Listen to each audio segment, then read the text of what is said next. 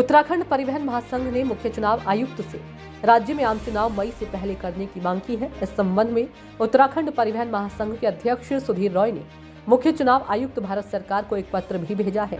उत्तराखंड परिवहन महासंघ के अध्यक्ष सुधीर राय ने मुख्य चुनाव आयुक्त को भेजे पत्र में कहा कि वर्ष 2024 में देश के अंदर आम चुनाव होने हैं। चुनाव के मद्देनजर उत्तराखंड की भौगोलिक स्थिति देश के कई राज्यों से अलग है। उत्तराखंड पर्यटन और तीर्थाटन पर आधारित राज्य है। अप्रैल के बाद चारधाम यात्रा के कपाट भी खुल जाते हैं।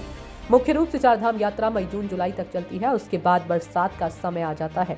इसलिए उत्तराखंड में आम चुनाव मई महीने से पहले ही हो जाने चाहिए, जिससे चारधाम यात्रा के दौरान यात्रियों और पर्यटकों को किसी भी प्रकार की परेशानी का सामना न करना पड़े। देखिए, अभी जैसे सबको पता है कि लोकसभा चुनाव भारत में होने जा रहा है और समस्त चुनाव एक साथ होते हैं।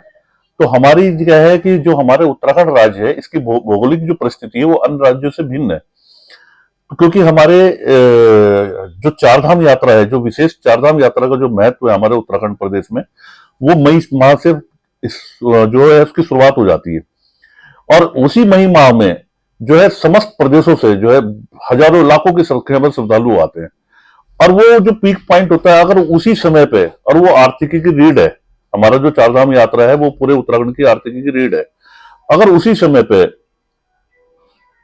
समय पे चुनाव भी हो जाते हैं तो निश्चित तौर से उसका जो है असर जो है चारधाम यात्रा पर पड़ेगा।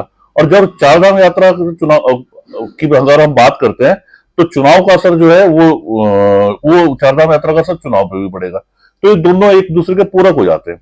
तो हमने भारत सरकार से मांग की है, चुनाव आयोग से हमने मांग की है कि चारधाम यात्रा के मद्देनजर जो हमारा आम चुनाव है वो अप्रैल माह में संपूर्ण करवा लिया जाए, ताकि जो देश विदेश से जो श्रद्धालु आते हैं उनको किसी प्रकार की परेशानी ना हो और चारधाम यात्रा और चुनाव दोनों अपने तरीके से संचालित हो सके।